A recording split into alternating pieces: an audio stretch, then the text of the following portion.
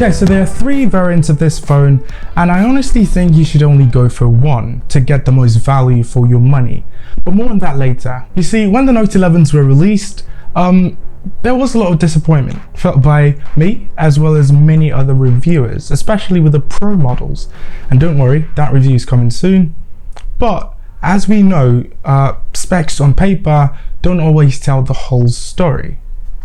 So this is the whole story. In the box, nothing has changed. You get everything but the wired earphones. So that's the phone, SIM ejector pin, TPU case, paperwork, Type-C cable, and a power brick that supports 33 watt fast charging. It comes in 3 colors, and this unit is in graphite grey. Maybe not the best looking one, but it's matte, so I guess I don't mind it. Design is a win for me, simply because it's matte and has flat sides. It's not the flashiest of designs, it's a plastic back, but I think it just works. It is very comfortable to hold, and as far as ports and I/O goes, we've got pretty standard button placements. Yes, the power button doubles as the fingerprint reader, and it works just fine. It's a little slower when the screen is off, but okay nonetheless. At the bottom we have a microphone, Type-C port, and 1 of 2 stereo speakers. Left side we have the SIM ejector tray, and at the top the headphone jack, second speaker, IR blaster, and I think a second microphone. So 2 speakers, that's awesome. The bottom is a bit louder than the top, but they both work fine. It has an IP53 rating for basic dust and water resistance, so please don't put your phone in water because it won't survive. If you don't believe me, just ask Eric.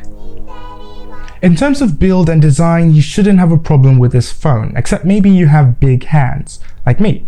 And it's not that much of a big deal, except when it comes to typing. Now, I wrote the entire script on this phone, and it was a real challenge. The keyboard just felt too small for me. So unless you don't like small and compact phones, this form factor is actually pretty great.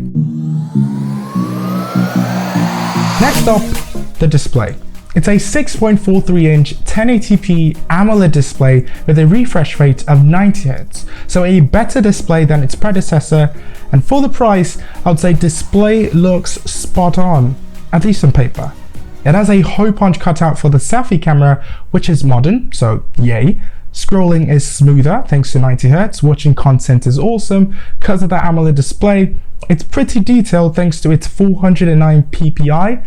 Colors look good, in fact the wallpapers are fantastic. It's AMOLED, okay, this is what you get with it. There is a bit of rainbow tint though when you tilt the phone, but it's nothing too distracting. Now, because it's AMOLED, you get an always-on display, and I do like what they did with it, but we'll leave that for when we get to software. It is very visible outside. Redmi says it has a peak brightness of 1000 nits, but typically you should get around 700 nits. But yeah, under direct sunlight, it's very much usable. It is protected by Corning Gorilla Glass 3, and I would say buy a glass screen protector because Redmi only gives you a plastic one. If this drops, it will break. But yeah, there are no major concerns yet with the display, except maybe the rainbow tint and possibly that huge bottom chin. When will they fix that?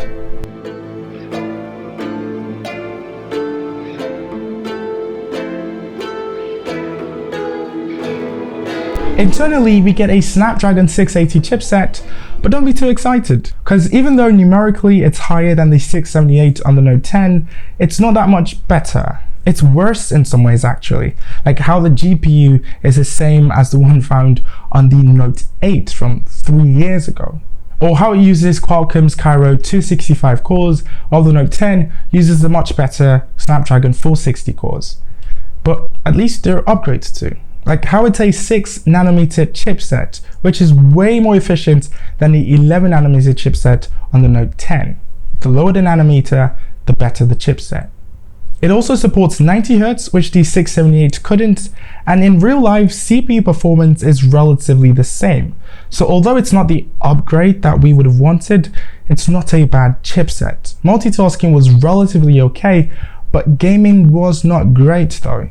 You would have to play at medium or low graphic settings, so definitely not a phone for the gamers out there. On one occasion, I was on a Zoom call while using this phone as a hotspot for some other devices. And what I realized was after like a couple minutes, the cameras would just slowly go off, and then the phone itself began to heat up. And if you game for an extended period of time as well, you can expect the phone to begin to heat up. So you definitely shouldn't push this phone to its max because it would struggle. Now, there are 3 variants, and personally, I think to get the most value for your money, you should go with the 4GB RAM, 64GB ROM variant, and a decent memory card. And that goes for $99,700. Because if you go for the 6GB version, you would be better off with the Note 11S. The Redmi Note 11 runs on Android 11 with the MIUI 13 skin, and I've said this before, I'm a big fan of MIUI. It looks close to stock Android, like the pixels, and I'm a big fan of that. There are tons of customization features because, you know, it's Android. You can edit the home screen layout, the size of icons, the transitions, you can add widgets. There's an immense amount of free wallpapers you can download. We have floating windows, and to be honest, just the look of the UI. It's so clean and appealing. Then we have the always on display animations. There are a nice number of styles to choose from, and I hope they keep adding more with software updates. I love MIUI, but there's always a but. There's bloatware. I mean, you can install most of them, but there is. There are also ads inserting inbuilt apps. It's not the most fluid display as well. Some animations are smooth, but not all of them. And lastly, this phone should have come with Android 12 out of the box. It would get the Android 12 update for sure, but I don't know when. And it seems like the predecessor, the Note 10s, already got Android 12. So hopefully we get it sooner rather than later. So MIUI is lovely and can only get better really. So fingers crossed.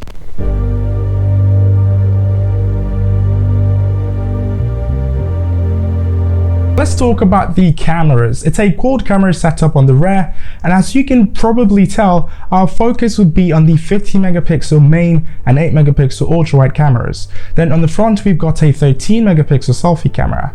Now, when I first opened the camera app, I thought it had a telephoto lens because I saw 1x, 2x, and 0.6x. But turns out there is no telephoto on here. It's just the main camera, but on 2x zoom. In the more section, you'll find slow-mo, the 50 megapixel mode, night mode, and some other modes, but I focused mainly on taking pictures with the main and ultra-wide. What I noticed was that the main was brighter and more detailed than the ultra-wide, and the photos themselves weren't bad. I mean, skin tones were spot on, and quite simply, they are pretty decent cameras. Portrait mode 2 is pretty nice here. Edge detection was pretty good, and you can adjust the level of blur even after you take the photo, so that's nice. The selfie is also pretty impressive with very good lighting, but photos taken with not so great lighting would not turn out nice. I mean, night mode is nowhere near it. Maybe that's why it's on the more. Now, side note, if you use Gcam, you would get slightly better results, especially with the selfie camera. So you might want to install that. Okay, and then this is the rear facing camera. Shoots max at 1080p as well. Dynamic range is present. Wow, okay. Let me know what you think about the video quality and audio quality coming out of the Redmi Note 11. Okay, so this is what the front facing camera looks like. It doesn't seem to have any full stabilization.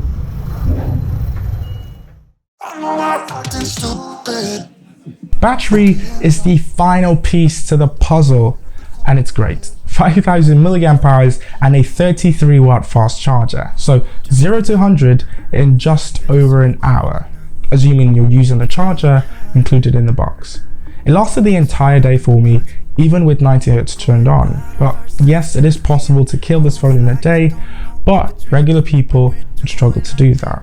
And the good news is it juices up really quickly. So the Redmi Note 11. I think if you want a phone that does everything a phone should do, but has a really good display and I guess fast charging, then this might be it for you. It's decent in every single category and exceptional, I believe, in the display and battery segment. And it's kind of affordable as well. But then again, it's the beginning of the year. I mean, it's only March. Samsung would be releasing new phones, I think the A23, in a couple weeks, maybe less. So you might want to chill a bit to see what they bring before you go out and buy this. But yeah, that's my review of the Redmi Note 11. Thank you so much for watching, and I'll see you when you see me.